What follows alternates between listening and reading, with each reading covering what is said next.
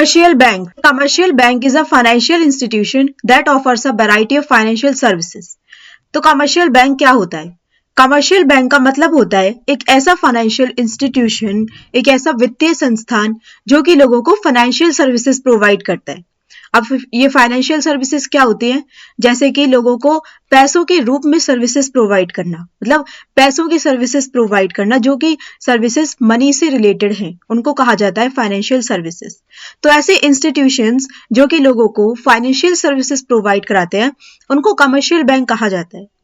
These primarily focused on accepting deposits, providing loans and facilitating payments for individuals and businesses. तो इनका primarily focused क्या होता है? ये डिपॉजिट्स को एक्सेप्ट करते हैं, लोन्स प्रोवाइड करते हैं एंड इंडिविजुअल्स एंड बिजनेसेस के लिए पेमेंट्स को फैसिलिटेट करते हैं ताकि लोगों की या बिजनेसेस की इससे हेल्प हो सके। कमर्शियल बैंक एक ऐसे वित्तीय संस्थान होते हैं जो लोगों को फाइनेंशियल सर्विसेज प्रोवाइड करते हैं, जिसमें ये डिपॉजिट्स को एक्सेप्ट करेंगे। किसी को अगर पैसों की जरूरत है तो उसको लोन के रूप में पैसों को प्रोवाइड किया जाएगा एंड बहुत सारी इन्हें सर्विसेज भी प्रोवाइड करते हैं। These bank operate to earn profit and support economic development. अब ये बैंक किस लिए काम करते हैं? सबसे पहली बात, ये प्रॉफिट को अर्न करने के लिए ऑपरेट करते हैं and support economic development, and हमारे देश की अर्थव्यवस्था है उसको डेवलप करने में भी ये कंट्री की हेल्प करते हैं। ठीक है, अब बात करते हैं कि फंक्शंस क्या है कमर्शियल बैंक के। तो मतलब ये है कि जो कमर्शियल बैंक है वो क्या क्या फंक्शंस परफॉर्म करता है।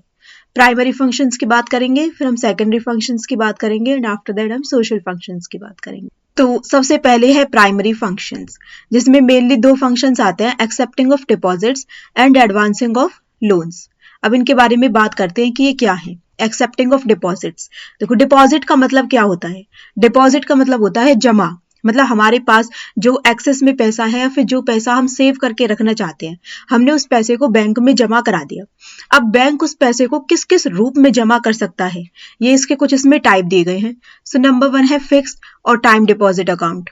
It allows customer to deposit money for a fixed period at a fixed interest rate. इसमें जो कस्टमर्स हैं वो अपनी मनी को एक फिक्स्ड पीरियड के लिए फिक्स्ड इंटरेस्ट रेट पर डिपॉजिट बैंक में करा सकते हैं। Withdrawals are generally restricted until maturity. अब इसको एक एग्जांपल के थ्रू समझते हैं। देखो एफडी में क्या हो रहा है, मेरे पास एक एफडी थी, मैंने क्या किया, मैंने अपने 1 लाख रुपीस को बैंक में मैंने डिपॉजिट करा दिया, उसको मैंने नाम दे दिया एफडी। ठीक है, ये 1 लाख रुपए मेरे हो गए एफडी के। ठीक है, अब मैंने इसको एक फिक्स्ड पीरियड के लिए मैंने इसको जमा कराया है। फॉर एग्जाम्पल 6 ईयर्स के लिए मैंने इसको जमा करा दिया। अब जो बैंक है वो मेरे को दे रही है 1 साल में 6% इंटरेस्ट, 6% इंटरेस्ट पर एनम। ठीक है, तो अब क्या हो रहा है नेक्स्ट, अब जो ये 1 लाख मेरे रुपए हैं जो एफडी के रूप में है, इनको मैंने एक फिक्स्ड पीरियड के लिए जमा करा दिया 6 ईयर्स के लिए, और इस पर मुझे 6% इंटरेस्ट का पर एनम ब्याज मिलेगा। इसको नाम दिया जाएगा एफडी का। अब जब तक ये 6 ईयर्स पूरे नहीं हो जाते हैं तब तक मैं अपने इस अमाउंट को विड्रॉ बैंक से नहीं कर सकती हूँ, तो इसको कहा जाता है एफडी। मतलब यहाँ पर एक फिक्स्ड अमाउंट है 1 लाख रुपीज, यहाँ पर फिक्स्ड पीरियड है 6 ईयर्स और यहाँ पर फिक्स्ड इंटरेस्ट की रेट है 6%, और जैसे मेरे 6 साल पूरे हो जाएंगे तब मुझे ब्याज के सहित अपना पूरा अमाउंट बैंक से मिल जाएगा, तो इसे बोला जाता है एफडी। ठीक है, अब नेक्स्ट है इसमें करंट और डिमांड डिपॉजिट अकाउंट, इसको डीडी या सीडी के नाम से जाना जाता है। अब इसमें क्या होता है, a depositor can deposit his funds any number of times he likes and can also withdraw the same any number of times he wishes. इसमें जो डिपॉजिटर है, जो कि अमाउंट को डिपॉजिट करने वाला है, वो अपने फंड को जितनी भी बार चाहे उतनी बार तो जमा करा सकता है और जितनी भी बार चाहे उतनी बार वो अपने अमाउंट को विड्रॉ कर सकता है। एफडी में तो हम केवल एक ही बार जमा करा रहे थे और लास्ट में मैच्योर होने के बाद निकाल रहे थे, लेकिन सीडी में वो जो डिपॉजिटर है वो कितनी भी बार चाहे जमा कराएगा और कितनी भी बार वो चाहे निकाल लेगा। Primarily for businesses allowing frequent deposits and withdrawals. अब इनका मोस्टली यूज करते हैं बिजनेसेस, क्योंकि उन्हें फ्रीक्वेंट डिपॉजिट्स की जरूरत पड़ती है, कभी उन्हें विड्रॉल्स की जरूरत पड़ती है, तो उनके द्वारा यूज किया जाता है। यूजुअली इस पर कोई भी इंटरेस्ट पे नहीं किया जा सकता। एफडी पर तो हमें इंटरेस्ट मिल रहा था, लेकिन सीडी पर हमें कोई भी इंटरेस्ट नहीं मिलेगा। Rather, bank demand some charges from the depositors if the amount lying in the account falls below the minimum limit. जबकि जो बैंक है ना वो चार्ज करेगी अमाउंट को अगर हमारा जो अमाउंट है वो हमारी मिनिमम लिमिट से कम हो जाता है। अब इसको भी एक एग्जांपल के थ्रू समझते हैं। मान के चलिए मेरे पास 10,000 रुपए थे और मैंने अपने वो 10,000 रुपए बैंक में डिपॉजिट करा दिए। ठीक है, 2000 रुपये मैंने अपने बैंक से विड्रॉ कर लिए।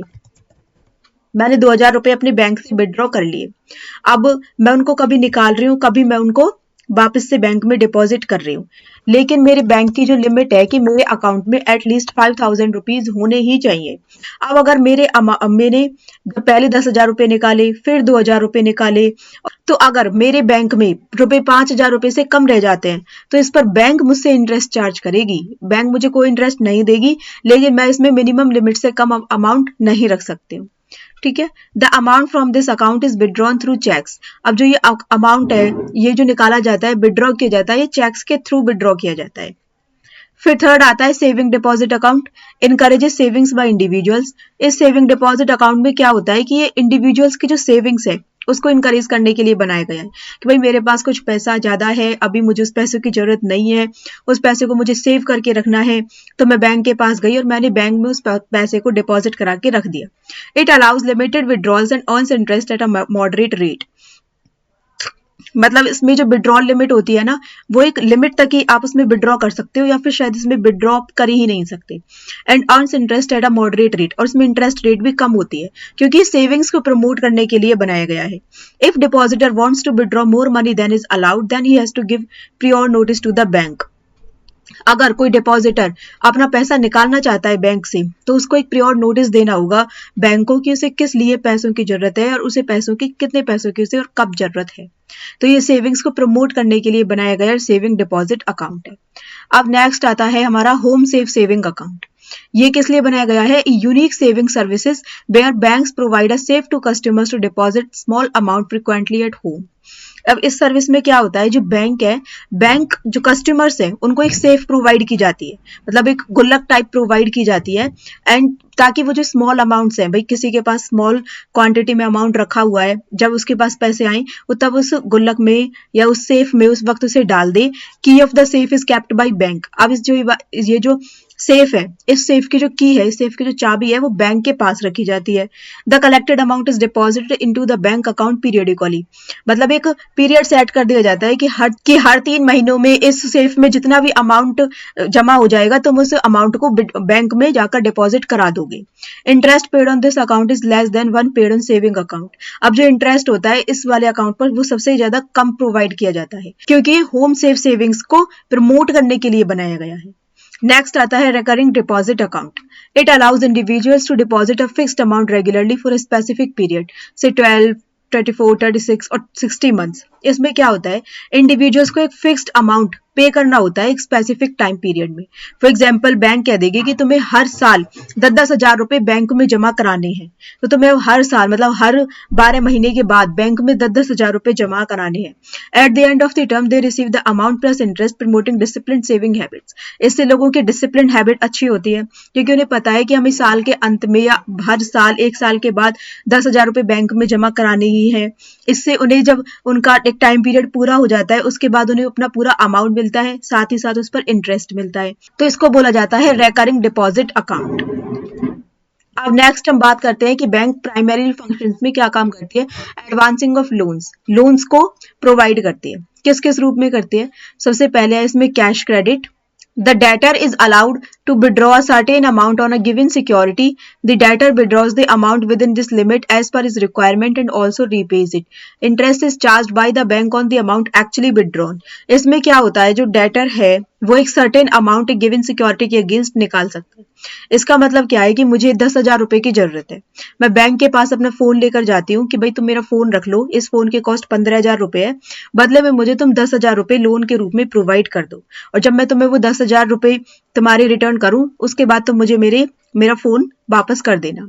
तो इसमें एक सिक्योरिटी है, वो सिक्योरिटी हो गई मेरा फोन, और उस फोन के बदले में मैंने एक सर्टेन अमाउंट 10 हजार रुपए को विड्रॉ किया। The debtor withdraws the amount within this limit. एक लिमिट के अंदर मैंने उसको विड्रॉ कर लिया as per is requirement and also repays it. अब बैंक ने मेरे अकाउंट में 10 हजार रुपए ट्रांसफर कर दिए।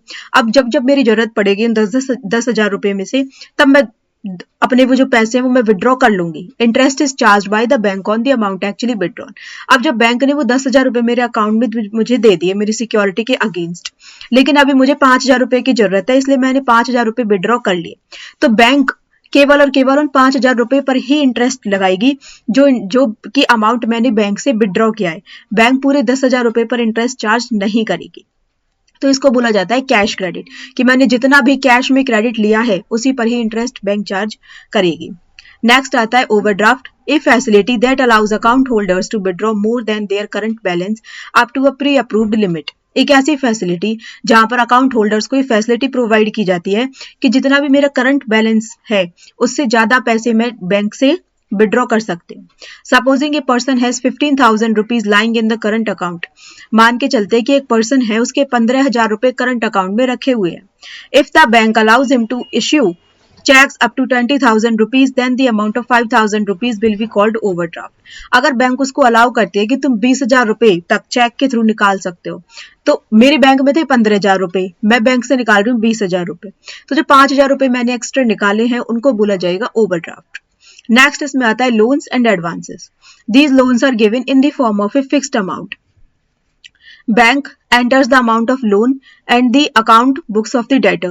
The latter can withdraw it any time. The interest is chargeable on the whole amount from the day the loan is sanctioned, irrespective of the fact that the debtor withdraws the whole amount or part of it. अब loans and advances में क्या हो रहा है कि मैंने bank से एक लोन लिया, मैंने बैंक से 20,000 रुपए का एक लोन लिया एंड बैंक ने वो जो 20,000 रुपए है वो मेरे अकाउंट में डाल दिए। जिस दिन वो लोन सैंक्शन हो जाएगा, जिस दिन वो लोन पास हो जाएगा, उसी दिन से बैंक उस पर इंटरेस्ट लगाना शुरू कर देगी, चाहे मैं उस अमाउंट को विड्रॉ बैंक से करूं या चाहे मैं ना करूं। तो इसको बोला जाता है लोन्स एंड एडवांसेस। नेक्स्ट है investment in government securities. Purchasing of government securities by the banks tend amount to advancing loans by them to the government. Bank क्या करती है, बैंक गवर्नमेंट सिक्योरिटीज को परचेज कर लेती है। एक तरीके से बैंक गवर्नमेंट को लोन दे रही है उनकी सिक्योरिटीज को परचेज करके। ठीक है, तो bank prefers to buy government securities as these are considered to be the safest investment. एक तरीके से इन्वेस्टमेंट भी है और दूसरे तरीके से ये गवर्नमेंट को लोन देने जैसा भी है, क्योंकि इसमें बैंक प्रीफर करते हैं कि वो गवर्नमेंट सिक्योरिटीज को बाय कर ले, as these are considered to be the safest investment. ठीक है, अब नेक्स्ट आते हैं इसके सेकेंडरी फंक्शंस कौन कौन से हैं, जिसमें आते हैं इसके agency functions and general utility services. सबसे पहले है इसमें एजेंसी फंक्शंस। एजेंसी फंक्शंस में बैंक एज एन एजेंसी क्या क्या फंक्शन परफॉर्म करती है। Collection and payment of various items. Banks collect checks, rent, interest, etc. on behalf of their customer and also make payment of taxes, insurance, premium, etc. on their behalf. Bank जो है वो customer के behalf पर checks भी collect कर सकती है, rent भी ले सकती है, इंटरेस्ट भी चार्ज कर सकती है on behalf of their customer and also make payment of taxes. मतलब कस्टमर है उसने बैंक में जाकर बोल दिया कि आप मेरे बिहाफ पर उससे चेक ले लेना, रेंट ले लेना, इंटरेस्ट ले लेना एंड मेरे जो टैक्सेस हैं या फिर जो मेरे इंश्योरेंस प्रीमियम है उसको पे कर देना। तो बैंक ये सब फंक्शंस भी परफॉर्म करती है कस्टमर के लिए। नेक्स्ट आता है purchase and sale of securities. Banks normally are more knowledgeable with regard to stock and share business. Banks को नॉर्मली ज्यादा जानकारी होती है स्टॉक्स की या शेयर बिजनेस की, तो इसलिए वो कस्टमर के बिहाफ पर उन शेयर्स को जिसमें उसे लग रहा है कि इसमें उसको प्रॉफिट हो सकता है बाई करती है, उन्हें सेल भी कर लेती है and keep in safe custody, और अपनी सेफ कस्टडी में उनको रखती है the securities on behalf of their customer. Next आता है ट्रस्टी एंड एग्जीक्यूटर के रूप में भी ये वर्क करती है। Banks also work act as trustees and executors of the property of their customers on their advice. अब कस्टमर बैंक को एडवाइस करते हैं कि आप हमारी प्रॉपर्टी के ट्रस्टी एंड एग्जीक्यूटर के रूप में वर्क करो, तो ये वो भी करती है। Remitting of money. Bank also remit money from one place to another through bank drafts. Bank drafts के थ्रू पैसों को एक जगह से दूसरी जगह पर भी भेजती है। Purchase and sale of foreign exchange. ये फॉरेन एक्सचेंज को भी परचेज एंड सेल करती है। ठीक है, नेक्स्ट हम बात करते हैं जनरल यूटिलिटी सर्विसेज क्या क्या प्रोवाइड करती है।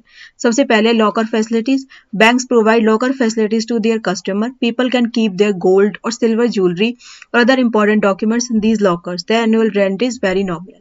मतलब बैंक ना कस्टमर्स को एक सेफ प्रोवाइड करेगी अपनी ही बैंक में, कि जहां पर आप अपने गोल्ड या फिर अपनी सिल्वर ज्वेलरी को रख सकते हो या फिर कोई इंपॉर्टेंट डॉक्यूमेंट्स, प्रॉपर्टी पेपर्स आप वहां पर रख सकते हो, और इसका एनुअल रेंट भी बहुत नॉमिनल होता है। सेकंड है उनको travellers cheque and letters of credit भी प्रोवाइड करती है। Bank issues traveller cheque and letters of credit to their customers. मतलब ट्रैवलर चेक दे देगी उन्हें कि ताकि उन्हें ट्रैवल करते टाइम कैश को कैरी करने की जरूरत ना पड़े, so that they may be spared from the risk of carrying cash during their journey. Traveller cheque दे दिया जाता है, फिर लेटर्स ऑफ क्रेडिट दे दिया जाता है। अभी लेटर ऑफ क्रेडिट होता क्या है? A letter of credit is a financial document issued by a bank that guarantees a buyer's payment to a seller will be received on the time and for the correct amount if the buyer cannot make the payment, the bank covering the letter of credit will step in to pay the seller providing all conditions in the LC are met. मतलब एक ऐसा financial document होता है जो कि bank इस बात की गारंटी देती है कि जो बायर है उसकी buyer's payment to seller will be received on time. मतलब मैं किसी दूसरे प्लेस पर गई और मैंने वहां से एक कुछ सामान परचेज किया, किसी दूसरे प्लेस पर किसी सेलर से मैंने कोई सामान परचेज किया। बैंक ने मुझे एक एलसी प्रोवाइड की हुई है जिसको लेटर ऑफ क्रेडिट बोलते हैं। मेरे पास अभी फिलहाल में पैसे नहीं थे, मैंने 10,000 रुपए का सामान खरीदा, तो मैंने उस सेलर को वो जो लेटर ऑफ क्रेडिट है वो मैंने उसे दे दिया। मैंने उसे बोला कि तुम्हें 10 दिनों बाद तुम्हारे पूरे पैसे मिल जाएंगे। अब अगर मैंने उस सेलर को वो 10 दिनों बाद पैसे नहीं दिए तो उसके बाद बैंक एक्शन में आएगी और बैंक उसको 10,000 रुपए पे कर देगी। तो बैंक ने यहाँ पर लेटर ऑफ क्रेडिट मुझे प्रोवाइड किया जिससे कि मेरी जो टेंशन है वो खत्म हो गई कि मुझे सेलर को पैसे देने हैं। अब जब 10 दिनों के बाद जब मेरे पास पैसे होंगे मैं वो इंटरेस्ट के साथ बैंक को पे कर सकती हूँ। तो यहाँ पर ये फैसिलिटीज बैंक के द्वारा प्रोवाइड की जाती है। Next, business information and statistics. Being familiar with the economic situation of the country, the banks give advice to their customers on financial matters on the basis of business information, statistical data collected by them. जो banks है वो statistical data को collect करती हैं जिससे कि उन्हें देश की इकोनॉमिक सिचुएशन के बारे में पता होता है और वो बिजनेसेस को एडवाइस देने का काम भी करते हैं। फिर है helps in transportation of goods. Commercial bank assist business in transporting goods by providing various services. जब गुड्स को ट्रांसपोर्टेशन की बारी आती है तब भी बैंक बहुत सारी सर्विसेज प्रोवाइड करती है बिजनेसेस को। अब नेक्स्ट आते हैं सोशल फंक्शंस कि सामाजिक कार्य कौन कौन से करती है बैंक। सबसे पहले capital formation. Bank collect idle savings of the people. मतलब जो बैंक है वो लोगों की उसने जो कि सेविंग्स उनकी उन्होंने घर पे रखी हुई थी या फिर उनके जो पैसा काम नहीं आ रहा था उसको लिया लोगों से and invest the same in productive activities और उनको ऐसे कामों में लगा दिया जिससे कि जो पैसा है उसकी ग्रोथ होती रही। दस they help in accelerating the rate of capital formation. इससे कि जो देश की जो इकोनॉमिक डेवलपमेंट है वो अच्छी होती है एंड कैपिटल फॉर्मेशन को बढ़ावा मिलता है। नेक्स्ट है इंड्यूसमेंट टू इनोवेशंस। मतलब इंड्यूसमेंट टू इनोवेशंस का मतलब है कि जो इनोवेशंस हो रहे हैं उनको इंड्यूसमेंट मिलती है, उनको बढ़ावा मिलता है। By providing credit to entrepreneurs, banks encourage innovations. As a result, production of new goods is increased. It has a favorable effect on economic development. Next है role in the development of rural sector. ये ग्रामीण क्षेत्रों को बढ़ावा देने में भी role play करते हैं। They provide loans to the farmers, जिसमें किसानों को लोन्स प्रोवाइड किए जाते हैं लो रेट ऑफ इंटरेस्ट पर ताकि वो एग्रीकल्चर टूल्स को परचेज कर सकें और इससे उनकी जो लैंड है उसकी इम्प्रूवमेंट ज्यादा अच्छी हो, साइंटिफिक कल्टीवेशन हो। As a result farmers are enable to increase agriculture production successfully. They open branches in rural areas and mobilise idle savings for productive use. तो बैंक्स क्या करेंगे, रूरल एरियाज में जाकर अपनी ब्रांचेस को ओपन करेंगे and यहाँ पर आइडल सेविंग्स को मोबिलाइज किया जाता है एक प्रोडक्टिव यूज के लिए। Next, helpful in pushing up demand. By providing loans and credit facilities, banks boost purchasing power, which in turn increases demand for goods and services.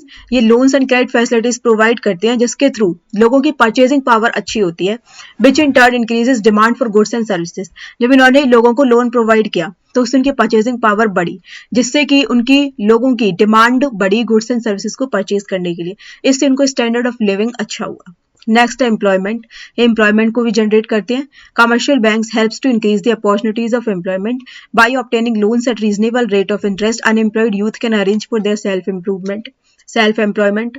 मतलब कोई एक पर्सन है जो कि अनएम्प्लॉयड है, वो कोई बिजनेस ओपन करना चाहता है, छोटी मोटी शॉप खोलना चाहता है, लेकिन उसके पास पैसे नहीं है, तो वो बैंक गया, बैंक से उसने लोन लिया, उसका लोन पास हुआ और उसको इसके पैसे मिल गए, तो इसके थ्रू उसको एक एम्प्लॉयमेंट मिला जिसके थ्रू उसने अपनी एक शॉप ओपन कर ली। दस both production and employment opportunities increase. तो इसलिए bank production and employment opportunities को इंक्रीज करने में भी बहुत ही महत्वपूर्ण रोल प्ले करती है।